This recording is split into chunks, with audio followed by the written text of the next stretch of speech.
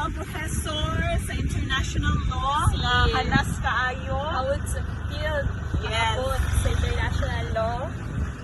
Si Attorney JP Asong. And sa po ang mga classmates dai nga mga hawd-hawd. Nga mo report pod. Yes. Adlaw. Pero kita dyan pinakahawd dai kay duha lang ta pero upat ka kaso. O, di ba? Ay sige ngisi dai kay nga to ang grado nga perfect nagtungasi na.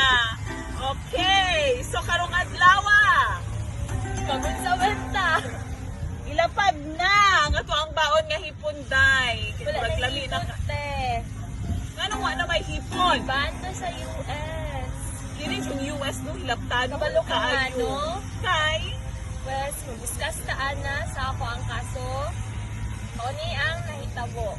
Public international law. International law, also called public international law or law of the nations, the body of legal rules, norms, and standards that apply between sovereign states and other entities that are legally recognized as international actors. So, first topic is the U.S. import prohibition of certain shrimp and shrimp products. So, it is a case for developing countries which involves not just one country but for complainant. So, in the U.S. shrimp case, the parties are respondent, the United States, the complainants are India, Malaysia, Pakistan, and Thailand. So it involves the agreement on the GAAT, which is known as Guardianship and Administration Tribunal Article 11 and 20. Timeline of the disputes. Establishment of the panel, February 25, 1977. Circulation of panel report, May 15, 1998. Circulation of the AB report, October 12, 1998. And the adoption of the ruling, November 6, 1998. So in this case, 7 species of sea turtles had been identified. They are distributed around the world in subtropical and tropical areas. So sea turtles have been adversely affected by human activity. So that is why in early 1997, India, Malaysia, Pakistan, and Thailand brought a joint complaint against ban imposed by the United States on the importation of certain shrimp and shrimp products. So the protection of the sea turtle was the heart of this ban. So to further discuss the facts of the case are, so in May 1996, the United States effectively prohibited imports of shrimp products in the countries that do not require a commercial shrimp trawlers to use turtle excluder device to permit endangered species of seas to escape from trawling nets to avoid drowning. In January 1997, India, Malaysia, Pakistan, and Thailand requested the World Trade Organization Dispute Settlement Body establish a panel to determine whether this import ban, among other things, violates the prohibition on quantitative restriction in the Article 11 of the GAAT.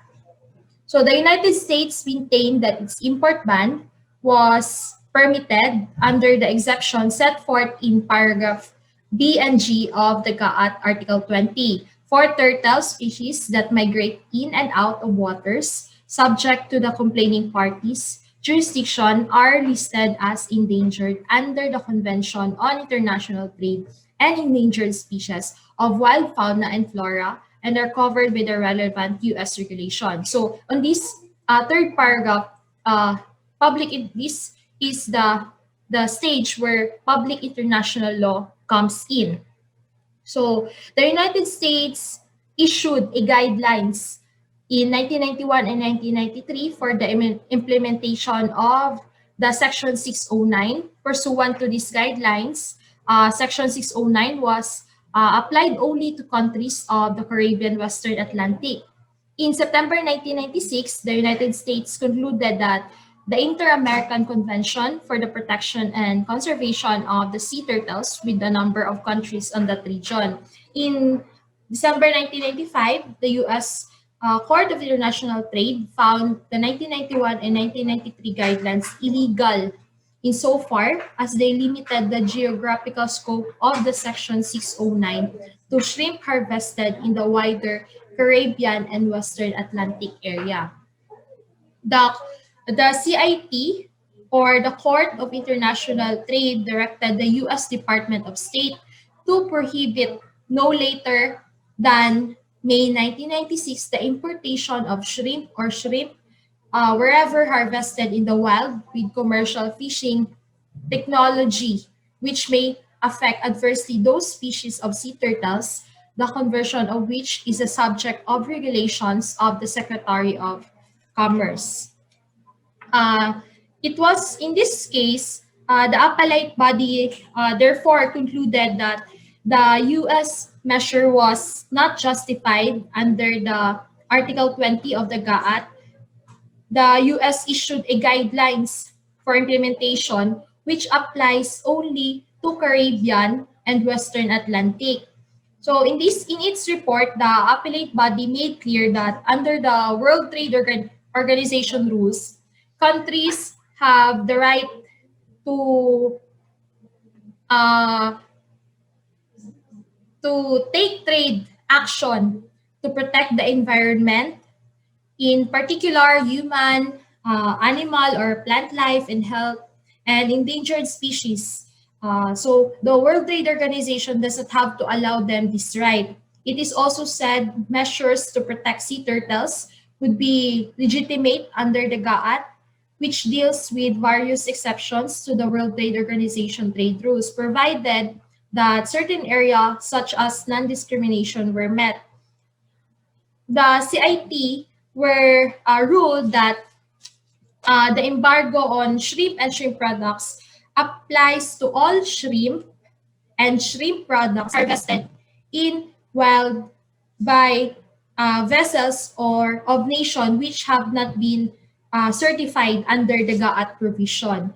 The U.S. lost the case here not because it sought to protect the environment, especially the sea turtles, but because it discriminated between World Trade Organization members. So the rules of the United States, the issuance of the U.S. regarding on the prohibition on the importation of shrimp does not coincide on the World Trade Organization rules. So that is why they lost the case. It provided countries in the Western Hemisphere, mainly in Caribbean, technical and financial assistance and longer transition period for their fishermen to start using turtle extruder devices. So it must be noted in this case that it did not give the same advantage. However, the 4 Asian countries who filed the complaint with the World Trade Organization. So the ruling also said that World Trade Organization panels may accept amicus briefs, friend of the court submission from NGO or other interested parties. So when we say amicus brief, it is a complaint which involves not only one complainant, but it may allow more than 2 complainants or more than. So next topic is the Lagrand case, France versus United States. So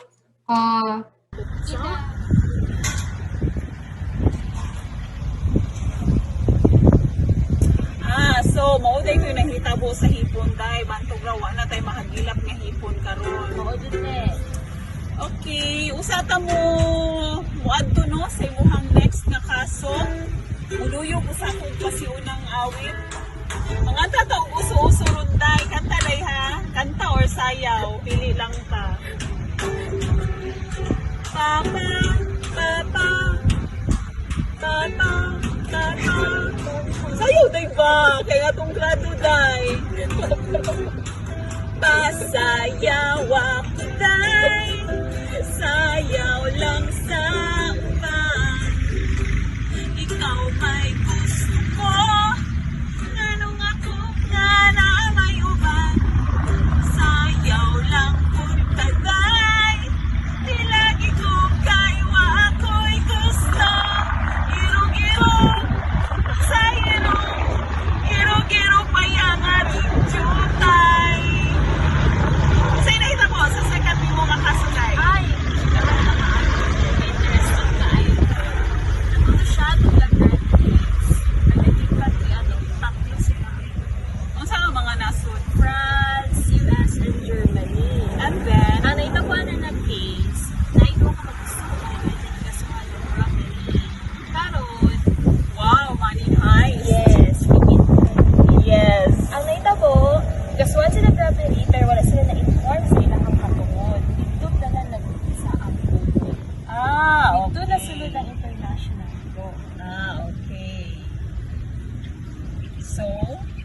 Murag siya ang may tabo sa kaso. The Lagrand case, it is a suit against US was filed by Germany in International Court of Justice. They were claiming that the US law enforcement agent failed to advise, alter upon their arrest of the rights under the Vienna Convention. So in this case, it involved two brothers it was like an issue of jurisdiction over the person of the accused. So the Vienna Convention on Consular Relation under Article 36 provides that a state trying an alien in a death sentence case must inform the alien of his right to have his consular authorities informed of the arrest. So if you are an alien who come into another country and you are arrested, you must have been informed of your rights, even though it is not covered by the jurisdiction. So a suit which claimed the United States law enforcement personnel failed to advise alien upon the rights of their arrest, where they were filed by Paraguay, Germany, and Mexico at the International Court of Justice. The plaintiff also claimed that as a remedy for the violation of the Vienna Convention, state courts should review and reconsider the death sentence to determine if the lack of consular access prejudiced the alien. The German case involved in Lagrand and his brother who were executed before the matter came to the International Court of Justice. And the International Court of Justice found that the US had breached its obligation to Germany under the Vienna Convention by not giving notice about the Lagrand and his brother of right to consular notification and by failing to provide judicial review of the conviction and sentence. So it was like more a criminal procedure which the aggrieved party was not informed of his right regarding on the case. So the issue on this case is, does a state which breach its obligation to another under the Vienna Convention on Consular Relation by failing to inform an arrested alien of the right to consular notification and to provide judicial review of the alien's conviction and sentence also violate individual rights held by alien under the international law. So the court held in this case that yes, a state that breached its obligation to another under the Vienna Convention on Consular Relation by failing to inform an arrested alien of the right to consular notification and to provide judicial review of the alien conviction and sentence also violate individual rights held by the alien under the international law. So in international law, like for example, in this treaty, like the Vienna Convention, if you are covered by the said convention, if your country, in a country where you belong, was covered by this convention, so pasok ka doon sa jurisdiction or sa rules what is stated in that convention. So the meaning adduced to the phrase, authority shall inform the person concerned without delay of his right under this subparagraph of Article 36 suggests that the rights to be informed of the right under the convention is an individual right of every national of a state that is a party of the convention. So it highlight dito yung rights to be informed of the right under the convention is an individual right of every national of a state that is party to the convention. So note in this case that a state that breached its obligation to another under the Vienna Convention on Consular Relation by failing to inform an arrested alien of the right to consular notification and to provide judicial review of the alien conviction and sentence also violate individual rights held by the alien under the said international law. So next is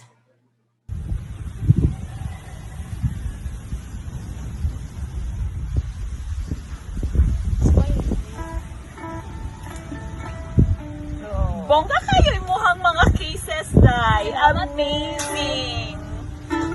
And then, Kung sa to imong chika, nakadungog ko na kay issue. yes, kini siya nga itabuatay. Aliwaros kay ni sa una pa ni siya nga panahon. Ano man?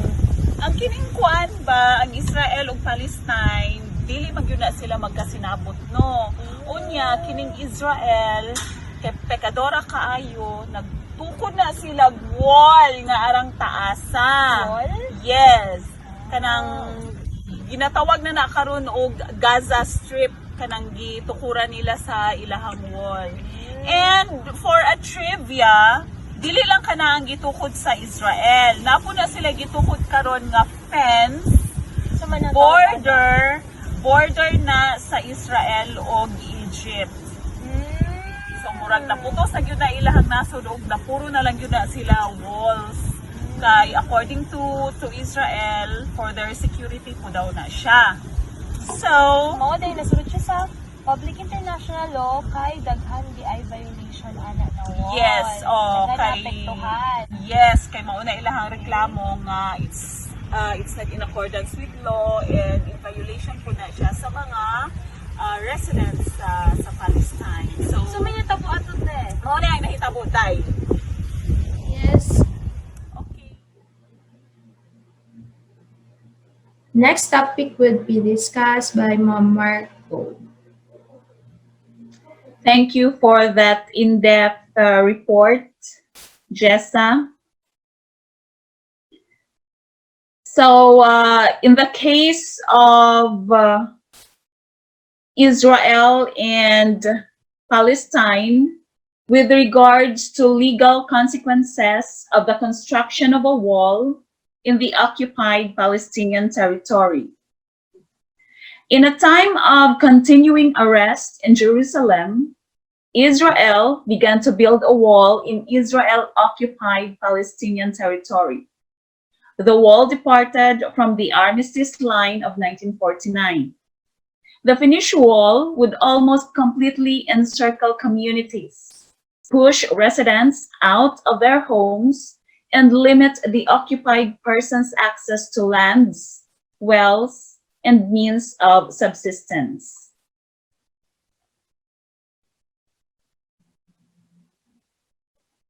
And so they raised these questions. Is it legal for an occupying force to construct a wall in the occupied territory? And if not, what are the consequences for doing so? The construction of the wall violates international law. Israel, the occupier, must end the illegal act. It must stop building the wall and dismantle the wall that has been built within the occupied territory. Repeal or render ineffective all legislative and regulatory acts adopted to support the wall's construction, and make reparations for damage caused to natural or legal persons by the construction of the wall.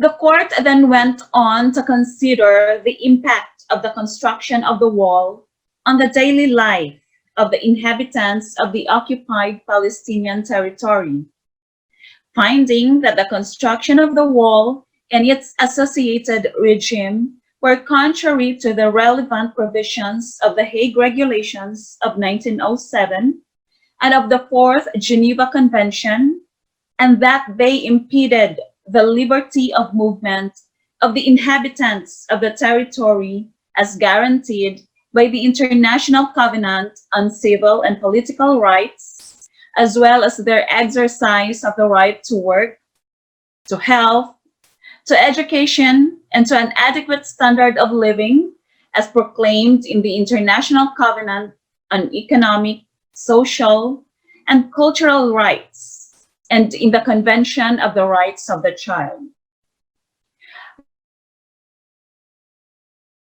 Concluded by observing that the construction of the wall must be placed in a more general context, noting the obligation on Israel and Palestine to comply with international humanitarian law, as well as the need for implementation in good faith of all relevant Security Council resolutions, and drawing the attention of the General Assembly to the need for efforts to be encouraged with a view to achieving a negotiated solution to the outstanding problems on the basis of international law and the establishment of a Palestinian state.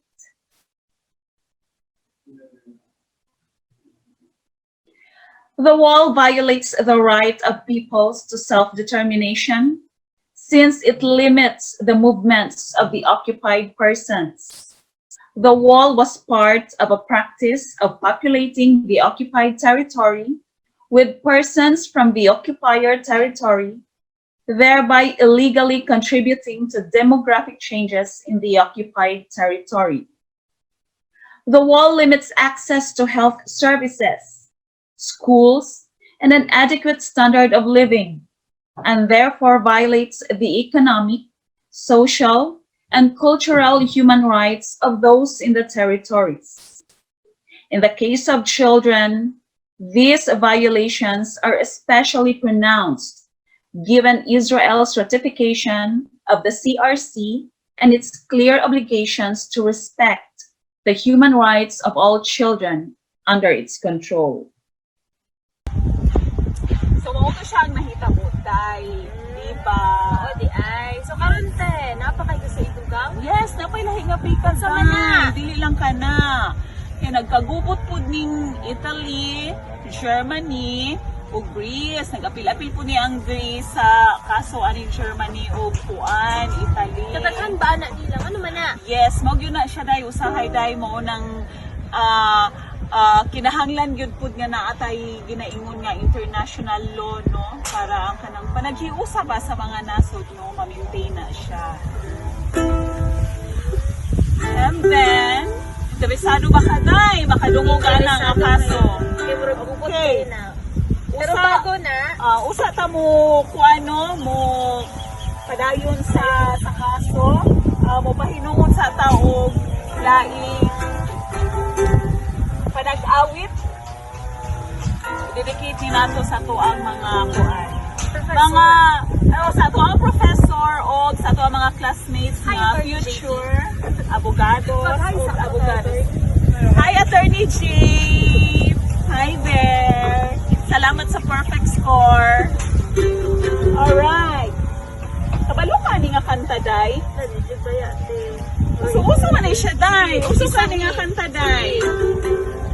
May tulo ako ka, amigo, nga pulos gayud wat sinangko, magkionog malit kung ang ulo, mugula ang pagkawat sinangko, kung mag-abot tayo debate, lubig nila ang abogado, labi na gyud og mga hubog, kay magpuntis tayo hinambog.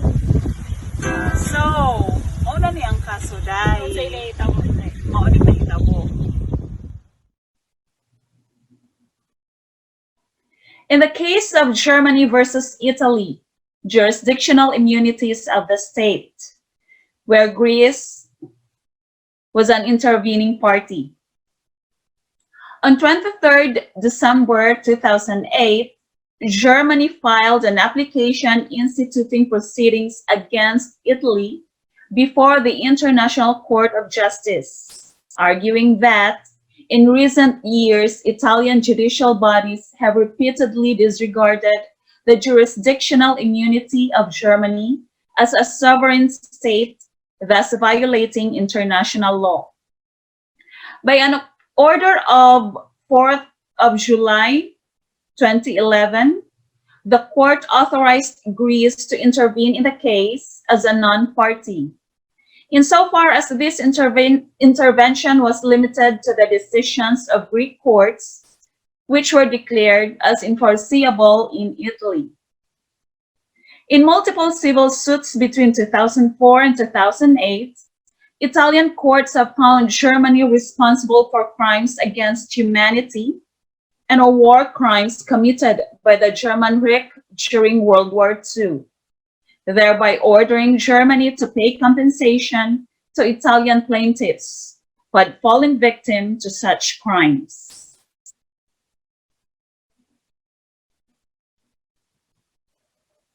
Additionally, concerning the Distomo massacre that was committed in Greece, the Florence Court of Appeal had declared enforceable a judgment rendered by the First Instance Court of Livadia, Greece, that ordered Germany to pay compensation.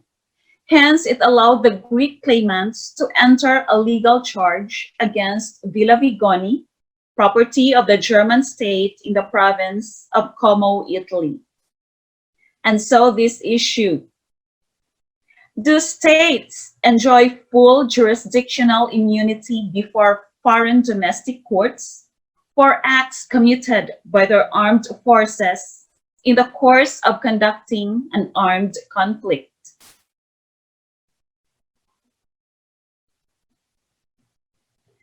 The court commenced with Italy's argument that there is a territorial tort exception in international customary law that excludes states' acts from jurisdictional immunity if they take place in the territory of another state. This claim is rejected, as the court could not find any support for it in both the history of treaty law and international customs. Then the court turned to the other argument, holding that the underlying acts were violations of jus cogens and that they thus allowed for denial of immunity. This claim was rejected as well. Firstly, though the court acknowledged that the facts were indeed grave violations of international law, there it found no support for denying state immunity. It emphasized that this says nothing about individual criminal responsibility and the possibility to deny individual immunity.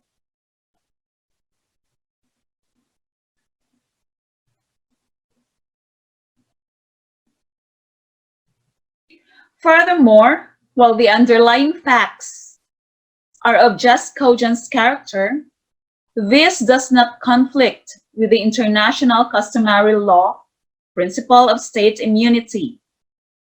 The former addresses unlawfulness of certain conduct, and the latter concerns procedural jurisdictional issues. And finally, the court considered that it cannot accept Italy's contention that the alleged shortcomings in Germany's provisions for reparation to Italian victims entitled the Italian courts to deprive Germany of jurisdictional immunity. Hence, the court rejected Italy's claims and held that the judgments ordering Germany to pay compensation violated the principle of jurisdictional immunity. Regarding the constraining measure on Villa Vigoni that was filed by the Greek claimants, the court stated that it was unlawfully awarded as well.